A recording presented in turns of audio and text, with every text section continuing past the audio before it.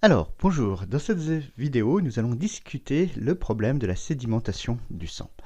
En effet, lorsqu'on met du sang dans une éprouvette, au départ, on a l'impression que le sang est un milieu homogène, mais après plusieurs heures, on a séparation entre les différents constituants du sang, avec la partie rouge qui reste au fond de l'éprouvette, alors que la partie au-dessus devient bien plus claire. Et ça, cette distinction se fait assez progressivement, et c'est ce que nous allons chercher à évaluer. On va chercher dans cette vidéo à calculer la vitesse de sédimentation du sang en utilisant les connaissances qu'on a déjà vues dans les précédentes vidéos et en mettant en œuvre un modèle physique qui est assez simple. Alors, pour pouvoir traiter ce problème, je vous invite à revoir les vidéos qu'on a déjà mis en place. On a traité en détail le problème de la chute d'une bille dans un milieu avec viscosité en introduisant notamment la loi de Stokes, et on a aussi utilisé des concepts assez similaires pour traiter le problème de la sédimentation et de la décantation. Donc regardez de nouveau ces vidéos, ça vous aidera à traiter cet exercice. J'ai mis les liens vers ces vidéos dans la description de la vidéo. Alors, pour développer le modèle à mettre en œuvre, qu'est-ce qu'on peut considérer ? Eh bien, le sang n'est pas un milieu homogène, il est constitué de plasma, pour sa plus grande partie, c'est le liquide incolore dans lequel vont baigner le reste des constituants du sang. Le reste de ces constituants, c'est notamment les globules blancs, les leucocytes, et les plaquettes appelées thrombocytes, mais leur part est assez faible, que seulement 2%, si bien que pour le modèle simple qu'on veut mettre en œuvre, on va négliger leur existence. L'autre partie assez importante, c'est les globules rouges, qu'on appelle aussi hématies ou érythrocytes. C'est l'autre grosse partie du sang. Et là, on va les prendre en compte. Alors, plasma et érythrocytes ont des propriétés différentes, notamment au niveau de la masse volumique, qu'on va noter ρP pour le plasma. La masse volumique du plasma est assez similaire à la masse volumique de l'eau, elle est de 1030 kg par mètre cube. Les érythrocytes, eux, sont plus denses. Leur masse volumique est de 1,3 10 puissance 3 kg par mètre cube. Ils sont plus lourds, donc du coup, par gravité, ils vont atteindre le fond de l'éprouvette. Donc ça confirme qu'au-dessus, ce sera le plasma, et en dessous, on va obtenir les érythrocytes.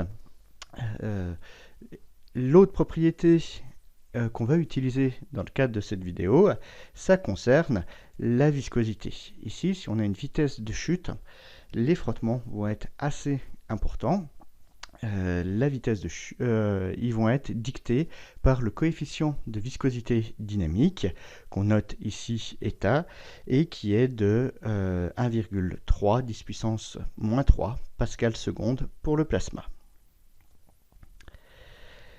Alors pour avoir un modèle simple, on va être amené à faire des hypothèses supplémentaires, notamment sur les globules rouges. La première chose qu'on va supposer, c'est que les globules rouges sont indépendants les uns des autres. Ça veut dire qu'ils ne vont pas s'agglutiner. On va avoir ici un anticoagulant qui va éviter que ces globules rouges viennent les uns sur les autres.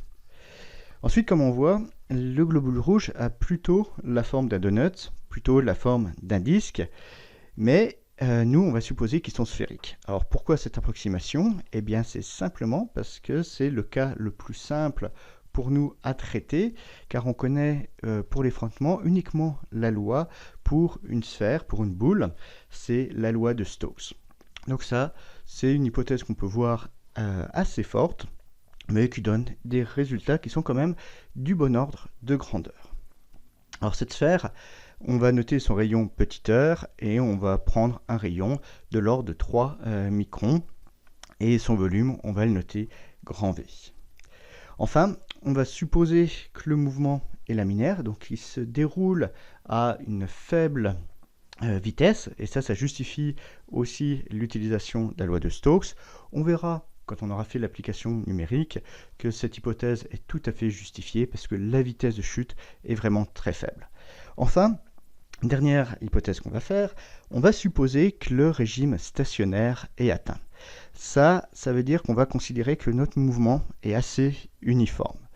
En réalité, souvent, pour la vitesse de sédimentation, on distingue ce qui se passe durant la première heure des résultats qu'on a durant la seconde heure. Pendant la première heure, on a la mise en place du mouvement, et dans la deuxième heure, le mouvement est plutôt régulier, avec une vitesse qui est plus importante que lors de la première heure. Nous, avec le raisonnement qu'on va faire, on va se focaliser uniquement sur la deuxième heure, lorsque le régime stationnaire est atteint. Alors, en pratique, comment on va faire pour trouver cette vitesse de sédimentation du sang ? Eh bien, la démarche qu'on va suivre, elle est identique à celle qu'on a pu suivre dans les précédentes vidéos, et c'est une démarche tout à fait classique en physique. Alors, quelles sont les étapes qu'on va mettre en œuvre ? On va tout d'abord identifier les forces qui s'appliquent à notre système. On va ensuite écrire l'équation du mouvement, et enfin trouver la vitesse limite de chute, qui correspondra à notre vitesse de sédimentation. Donc vraiment là, une démarche qui est à la base de beaucoup de problèmes de mécanique qu'on a en physique. Alors, voilà le système qu'on va considérer. Donc un globule rouge isolé, avec un rayon petit r, un volume grand V et une masse volumique ρ. Et ce globule rouge, il va tomber dans du plasma qui a la masse volumique ρP et une viscosité θ. Notre axe vertical, on l'a orienté vers le haut et la gravité, elle, est orientée vers le bas. Alors, le système qu'on va considérer, c'est le globule rouge isolé, et on va rechercher les forces qui vont s'appliquer à ce globule rouge. Ces forces, elles sont au nombre de 3. On a le poids du globule rouge qui est lié à sa masse. On a la poussée d'Archimède qui est exercée par le plasma sur les massies.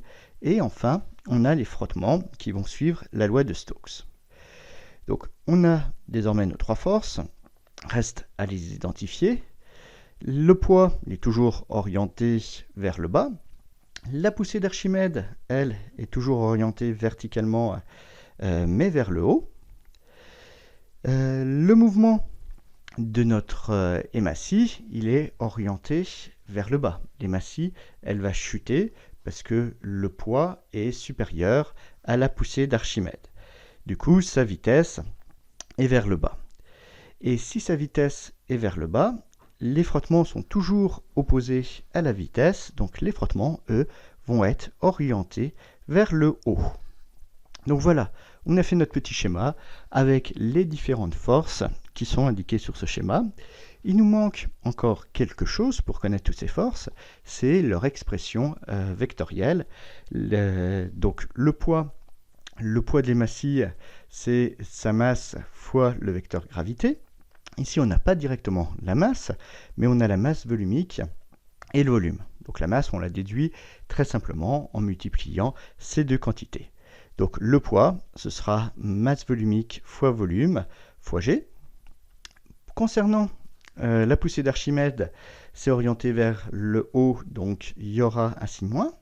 Et le module est égal au poids du plasma déplacé. Donc le volume déplacé, c'est grand V, il est identique. Là, c'est la masse volumique du plasma qu'il va falloir faire intervenir. Et puis le signe moins pour bien prendre en compte la bonne orientation. Enfin, concernant les frottements, ils vont suivre la loi de Stokes. Et la loi de Stokes nous dit que les frottements sont proportionnels à la vitesse avec un signe moins. Et le module, c'est 6 fois pi fois la viscosité dynamique fois le rayon du globule rouge fois la vitesse. Donc voilà, on a tout ce qu'il faut concernant les forces qui s'appliquent à notre globule rouge lors de sa chute. Reste maintenant à en déduire le mouvement. Et cette étape 2, pour déduire ce mouvement, on va calculer la somme totale des forces. Donc on va ajouter nos 3 forces en présence.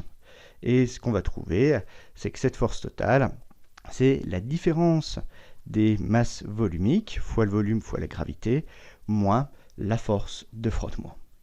Et pourquoi on calcule cette force totale ? C'est parce qu'on sait d'après le principe fondamental de la dynamique, que cette somme des forces est égale à la masse du globule rouge fois son accélération. Somme des forces égale ma. Donc, quand on écrit ça, notre somme des forces qu'on a ici est égale à ρv, la masse du globule rouge, fois son accélération. On peut en déduire l'accélération du globule rouge lors de son mouvement.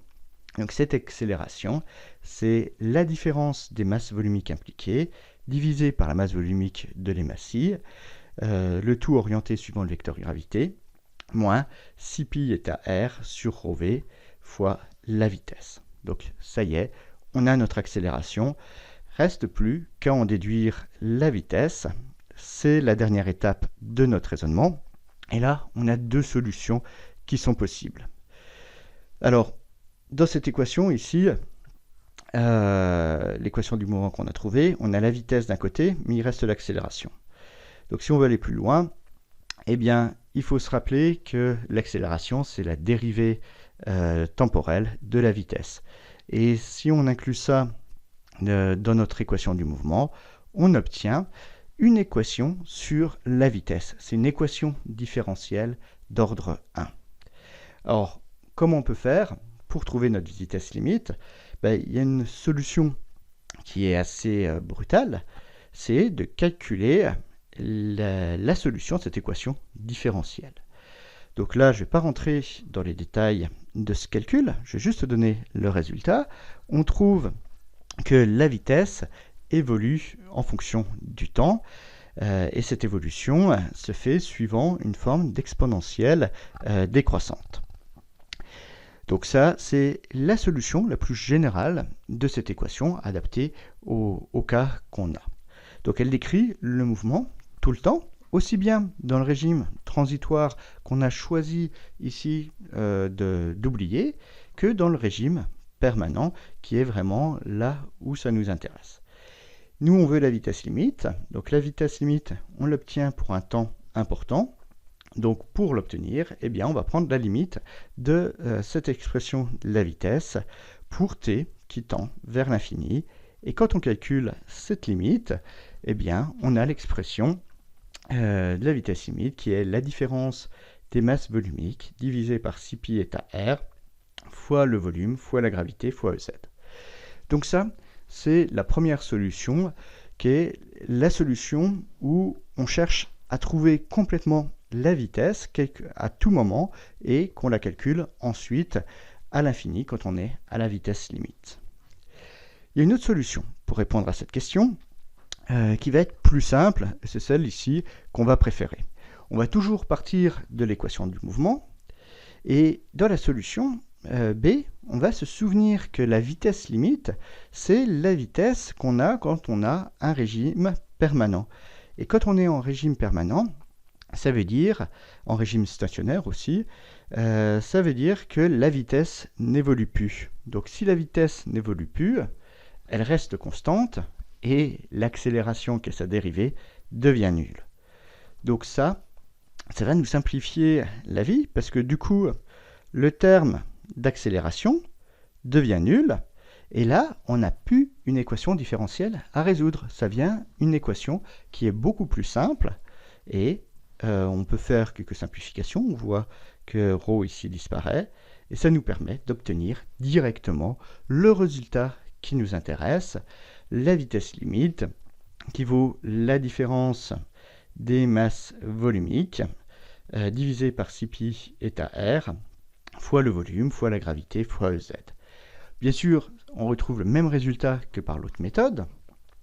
On peut vérifier ici certains petits points. Déjà, est-ce que ça nous donne une bonne orientation pour le vecteur vitesse? Ρ, P, la masse volumique du plasma, est inférieure à la masse volumique du globule. Donc ce terme ρP moins ρ est négatif. Comme tous les autres termes sont positifs, eh bien ma vitesse limite, elle est bien orientée vers le bas. C'est tout à fait consistant avec le schéma qu'on a fait. Si c'est juste le module de la vitesse limite qui nous intéresse, eh bien, on va prendre en compte que ce vecteur vitesse limite, c'est moins le module de la vitesse limite fois z. Et puis, pour simplifier également notre résultat, on peut prendre en compte que le volume, c'est 4/3 de pi r cube. Et quand on prend en compte tout ça, eh bien, on arrive à l'expression suivante de la vitesse limite. La vitesse limite, c'est 2/9 de la masse volumique du globule moins la masse volumique du plasma, divisé par la viscosité du fluide, fois le rayon au carré du globule rouge, fois la constante de gravité. Voilà, on a déterminé l'expression analytique de cette vitesse limite. On a le résultat qu'on souhaitait. Alors, bien sûr, il est intéressant de faire l'application numérique. Donc, j'ai donné les valeurs des différents paramètres dans les transparents précédents. Donc, si on pose le calcul, ρ, ça vaut 1,30 10 puissance 3, ρp 1,03 10 puissance 3, eta 1,3 10-3 et le rayon de 3 microns. Donc ici, j'ai tout mis en unité du système international. Donc pour le rayon, 3, 10-6. Là, j'ai pris 10 pour la valeur de la gravité au lieu de 9,81. C'est une approximation ici qui n'est pas du tout gênante parce que là, c'est vraiment l'ordre de grandeur qui nous intéresse. Alors quand je fais ce calcul, j'arrive à 4,15 10-6. Et si je me suis placé pour tout dans le système d'unité internationale, donc l'unité pour cette vitesse, ce sera des mètres par seconde. Donc une vitesse de chute de 4,15 10-6 mètres par seconde. Alors mètres par seconde, là, on se rend compte, vu le résultat qui est exprimé en 10-6, que ce n'est pas forcément l'unité la plus adaptée. Ça va être plus adapté ici de parler de millimètres par heure. Donc pour convertir ces mètres par seconde en millimètres par heure, eh bien je vais multiplier par 3600 pour passer des secondes à heure, et je vais aussi multiplier par 1000 pour passer des mètres en millimètres. Et si je fais ces différentes conversions dans le bon ordre, j'arrive à une vitesse limite qui est de 15 mm par heure. Donc vous voyez, cette sédimentation des globules rouges, elle est assez lente, seulement 1,5 cm en une heure. Donc ça aussi, a posteriori, ça justifie totalement l'hypothèse d'une évolution dans un régime plutôt laminaire où la loi de Stokes peut être utilisée. Alors cette vitesse limite, eh bien, elle est très utilisée pour les analyses de samples. C'est quelque chose qui est fait très régulièrement. C'est la vitesse de sédimentation qui est souvent exprimée par l'abréviation VS ou bien par l'abréviation qui est assez équivalente de SR. C'est la traduction en anglais, Erythrocyte Sedimentation Rate. Et on parle aussi, il y a un autre nom qui reste, c'est la réaction de Biernacki, car c'est Biernacki qui a été parmi les premiers à proposer ce test, sachant néanmoins qu'il y a eu des observations précédentes de cette vitesse de sédimentation qui ont été faites par John Hunter dès 1700 et quelques sur le sang, l'inflammation due aux blessures par arme. Donc là, ce qu'il avait vu, c'est quand il y avait une inflammation, cette vitesse pouvait changer de manière assez significative. Donc là, on a un test de laboratoire qui est fait de manière très régulière pour déterminer cette ESR, cette VS. Alors qu'est-ce qu'on peut en dire de cette vitesse de sédimentation ? Eh bien, la première chose qu'on sait, c'est qu'elle dépend de l'âge.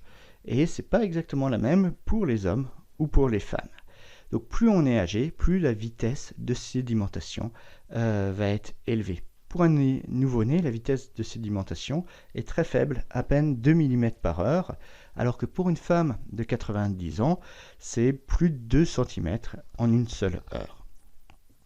Et puis l'autre chose qui a été remarquée, c'est que si on a une inflammation, le sang va avoir une haute teneur en fibrinogène, et dans ce cas-là, les globules rouges, ils vont avoir tendance à se coller les uns aux autres. Et ça va influencer la vitesse de sédimentation.